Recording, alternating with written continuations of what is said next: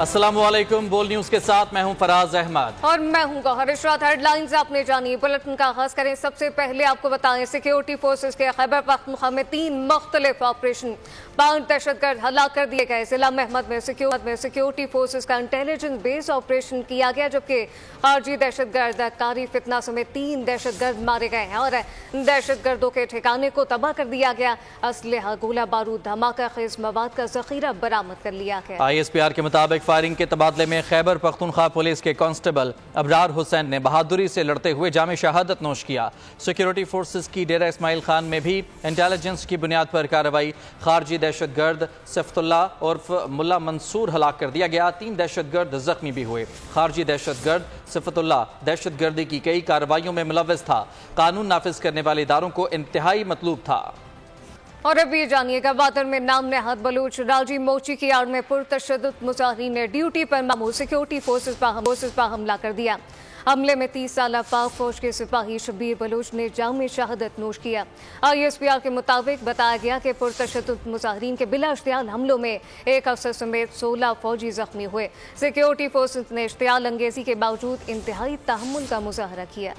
گوادر میں ڈیوٹی پر مامور سیکیورٹی اہلکاروں پر پرتشدد مشتعل ہجوم کا حملہ۔ نام نہاد بلوچ راجی موچی کی آڑ میں جتھے نے حملہ کیا۔ پاک فوج کے شعبہ تعلقات عامہ کے مطابق حملے میں 30 سالہ سپاہی شبیر بلوچ نے جام شہادت نوش کیا اور پرتشدد مظاہرین کے بلا اشتعال حملوں میں 1 افسر سمیت 16 فوجی زخمی ہوئے۔ سیکیورٹی فورسز نے اشتعال انگیزی کے باوجود سویلین کی ہلاکتوں سے بچنے کے لیے انتہائی تحمل کا مظاہرہ کیا۔ ISPR کا کہنا ہے کہ ہجوم کی پرتشدد کارروائیاں ناقابل قبول ہیں اور ذمہ داروں کو انصاف کے کٹہرے میں لایا جائے گا۔ سوشل میڈیا پر جعلی تصاویر اور ویڈیوز کا استعمال کرتے ہوئے بدنیتی پر مبنی پروپیگنڈا کیا جا رہا ہے۔ سوشل میڈیا پر غیر قانونی پرتشدد مارچ کے لیے ہمدردی اور حمایت حاصل کرنے کے لیے پروپیگنڈا کیا گیا۔ ISPR نے شہریوں سے اپیل کی کہ پروپیگنڈے کا شکار نہ ہوں، پرسکون اور پرامن رہیں اور امن و امان برقرار رکھنے میں قانون نافذ کرنے والے اداروں کے ساتھ تعاون کریں۔ ISPR کے مطابق سیکیورٹی فورسز قوم کے ساتھ مل کر بلوچستان کا امن و استحکام سبوتاژ کرنے کی کوششیں ناکام بنانے کے لیے پرعزم ہیں۔ عالمی اداروں کا پاکستان پر اعتماد۔ فچ نے 7 ماہ کے بعد پاکستان کی طویل مدتی غیر ملکی کرنسی کی ریٹنگ بہتر کر دی ہے۔ CCC سے بڑھا کر CCC+ کر دی گئی ہے، لیکن بیرونی فنڈنگ کی ضروریات کو پورا کرنے کے لیے اصلاحات کو ضروری قرار دیا گیا ہے۔ پاکستان کے لیے اچھی خبر، ملکی معیشت مثبت سمت پر گامزن۔ عالمی ادارے نے گواہی دے دی۔ فچ ریٹنگ ایجنسی نے پاکستان کی طویل مدتی غیر ملکی کرنسی کی ریٹنگ بہتر کرتے ہوئے ریٹنگ CCC سے بڑھا کر CCC+ کر دی۔ معاشی درجہ بندی کے ادارے فچ ریٹنگ ایجنسی نے تقریباً 7 ماہ بعد پاکستان کے لیے کریڈٹ ریٹنگ میں اضافہ کر دیا۔ فچ کی رپورٹ کے مطابق IMF معاہدے سے پاکستان کی بیرونی فنڈنگ رسائی بہتر ہوئی ہے اور جس کی وجہ سے ریٹنگ اپ گریڈ کی گئی۔ اسٹینڈ بائی ارینجمنٹ معاہدے میں رہتے ہوئے پاکستان نے بہتر کارکردگی دکھائی۔ رپورٹ کے مطابق پاکستان نے IMF کو انرجی شعبے، ریاستی ملکیتی اداروں میں اسٹرکچرل اصلاحات اور زرعی آمدن پر ٹیکس لگانے کے لیے قانون سازی کی یقین دہانی کرائی ہے۔ رپورٹ میں کہا گیا کہ پاکستان کو IMF ایگزیکٹو بورڈ اجلاس کی منظوری سے قبل چین، سعودی عرب اور UAE سے باہمی معاہدوں کے قرض کو رول اوور کرانا ہوگا۔ پاکستان نے حالیہ وفاقی بجٹ میں معیشت کی بہتری کے لیے پالیسی اقدامات کیے۔ پاکستان کو ٹیکس ٹو GDP شرح بڑھانے کے لیے مزید 3% اضافے کی ضرورت ہے۔ فچ ریٹنگ ہماری کاوشوں کا نتیجہ ہے۔ رپورٹ ظاہر کرتی ہے کہ ملک معاشی استحکام کی جانب گامزن ہے۔ پالیسی ریٹ مزید نیچے آتا دیکھیں گے۔ وفاقی وزیر خزانہ محمد اورنگزیب کی پریس کانفرنس، بولے کہ حکومتی اقدامات کے نتیجے میں کرنٹ اکاؤنٹ خسارے میں کمی آئی۔ یہ جو آج فچ کی ریٹنگ اپ گریڈ ہوئی ہے، یہ ریفلیکشن ہے اس جرنی کی جو پچھلے ہم 4 یا 5 مہینے سے اس پہ پورا تندہی سے ہم کام کر رہے ہیں۔ الحمدللہ once again the policy rate coming down. This is very good news for the industry. Both the fiscal side and the current account deficit side both very much in check. اس کی وجہ سے کرنسی سٹیبل ہوئی۔ Inflation جو ہے وہ 38% سے 12.5% کے قریب آئی۔ پینڈا بانڈ کی میں نے کل بات کی، جہاں ہمیں انشاءاللہ چائنا سپورٹ کرے گا، ان کی گورنمنٹ ہمیں سپورٹ کرے گی، لیکن ultimately we have to get into euro bonds and we have to get back into the US market and therefore this particular جو اپ گریڈنگ ہے یہ آغاز ہے انشاءاللہ اس سفر کا، جس میں ہم باقی ریٹنگ ایجنسیز کو بھی ہم بہت پر امید ہیں کہ ہمیں اپ گریڈ ہوگا اور اس ریٹنگ रेटिंग में फर्दर जो है वो भी इंक्रीज आएगी इंशाल्लाह during this fiscal year. Chief justice काजी फायज ईसा को कत्ल की धमकियां देने वाले TLP के नायब अमीर जहीरुल हसन शाह ओकाड़ा से गिरफ्तार, नामालूम मकाम पर मुंतकिल कर दिया गया है। TLP के जहीरुल हसन शाह के खिलाफ थाना किला गुजर सिंह में मुकदमा दर्ज किया गया है। 1500 कारकुन भी नामजद हैं। मुकदमे में इंसदाद दहशतगर्दी एक्ट और मजहबी मुनाफरत की दफात शामिल हैं। फसाद फैलाने और अदलिया पर दबाव डालने, आला अदलिया को धमकियां देने और कार सरकार में दफात शामिल की गई हैं।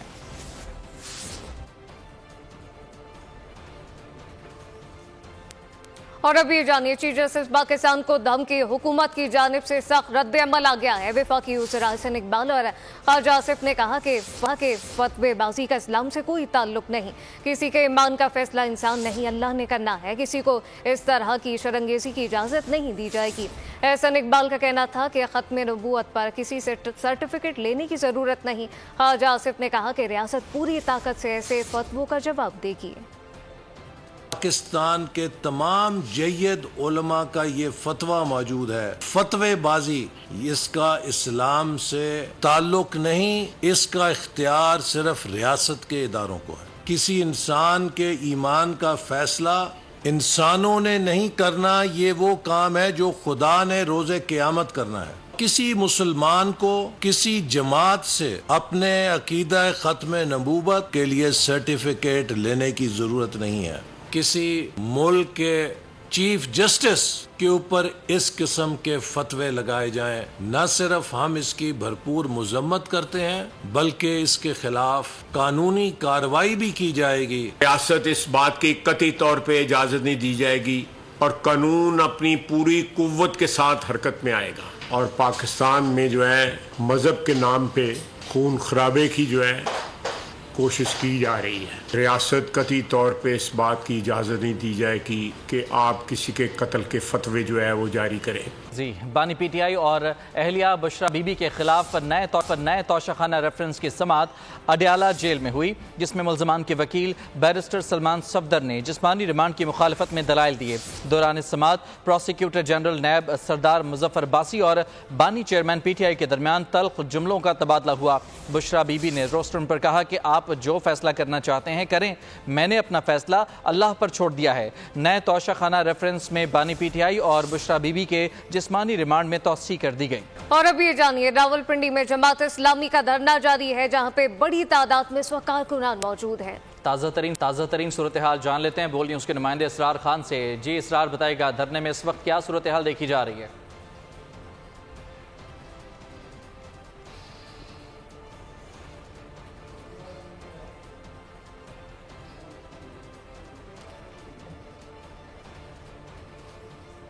इस वक्त हम मौजूद है रावलपिंडी में। जमात इस्लामी का जो धरना है, आज चौथा दिन था धरने का, और अब आज जो है ना धरने में खवातीन के हवाले से एक बहुत बड़ा जलसा आम का एहतमाम किया गया था और शदीद बारिश का मौसम था। आज रावलपिंडी शहर में सुबह से बारिश थी, लेकिन बारिश के बावजूद खवातीन की एक बहुत बड़ी तादाद जो है ना आज के जो खवातीन का जलसा था उसमें शरीक थी। वो इस बात का सबूत थी कि खवातीन मर्दों के शाना बशाना अपने हकूक के जंग के लिए हर वक्त तैयार है। इसके बाद जो है ना खवातीन का जलसा खत्म होने के बाद एक ब्रेक लिया गया और अब दोबारा जलसा गाह में जो है ना पंडाल सज चुका है, जहाँ पर हाफिज नईम उर रहमान साहब, लियाकत बलोच साहब, साबिक अमीर सिराजुल हक साहब और दीगर कायदीन इस वक्त मौजूद है और खिताब कर रहे हैं। अब से कुछ देर पहले साबिक अमीर जमात इस्लामी सिराजुल हक साहब जो है ना वो खिताब कर रहे थे। अब से कुछ देर बाद जो है ना हाफिज नईम उर रहमान साहब जो है ना वो खिताब करके। ठीक है सर, बहुत शुक्रिया आपका तफसीलात के लिए। हुकूमत की टेक्निकल कमेटी जमात इस्लामी के साथ मिलकर फैसले करेगी। नुमानुल लीग खलील ताहिर सद्दू की बोल में गुफ्तगू कहा कि जमात इस्लामी के लोग अपनी जात की बात नहीं कर रहे, अवाम की बात कर रहे हैं। हुकूमत की टेक्निकल कमेटी आज या कल तक मसले का हल निकाल लेगी। ये और जो टेक्निकल कमेटी है वो बैठ के इनको साथ लूप पे लेके फैसले करेगी, क्योंकि ये अपनी बात नहीं कर रहे, अपनी जात की बात नहीं कर रहे, ये अवाम की बात कर रहे हैं, कॉमन मैन की बात कर रहे हैं और ये हर एक की आवाज है। इनका ना कोई पॉलिटिकल एजेंडा है ना कोई ऐसी बात है। जो भी इनके मुतालबात है, जो भी उसमें से टेक्निकली, और आपने जिस तरह फरमाया टेक्निकल कमेटी बैठ जाएगी आज या कल, मेरा ख्याल ये कल बैठ जाएगी और डेफिनेट इनकी बात जो मैं दोबारा फिर दोहराने लगा हूँ कि ये कॉमन मैन की बात करते हैं, ان کا کوئی پولیٹیکل ایجنڈا نہیں ہے، تو اس لیے ان کی بات کے ساتھ اتفاق کرنا پڑے گا۔ اور ابھی خبر ہے کہ انسانی اسمگلنگ اور غیر قانونی امیگریشن روکنے کے لیے خوش آئند اقدام وزیر داخلہ محسن نقوی اور director general FIA Ahmed Ishaq Jahangir کی ہدایت پر کراچی ایئرپورٹ پر second line border control office قائم کر دیا گیا ہے۔ Immigration second line office state of the art forensic اور IT آلات سے لیس ہے۔ جدید سسٹم کی بدولت جعلی دستاویزات اور ویزوں کی جانچ پڑتال کی جا سکے گی۔ انسانی اسمگلنگ اور غیر قانونی امیگریشن کو روکنے کے لیے یہ خوش آئند اقدام اٹھایا گیا ہے۔ مزید تفصیلات جان لیتے ہیں، بول نیوز کے سینئر رپورٹر احمد افضل ہمارے ساتھ موجود ہیں۔ جی بتائے گا۔ جی بالکل، یہ وفاقی وزیر داخلہ ہیں محسن نقوی اور ڈائریکٹر جنرل FIA ہیں احمد اسحاق جہانگیر۔ ان کی ہدایت پر کراچی ایئرپورٹ پر second line border control office قائم کر دیا گیا ہے۔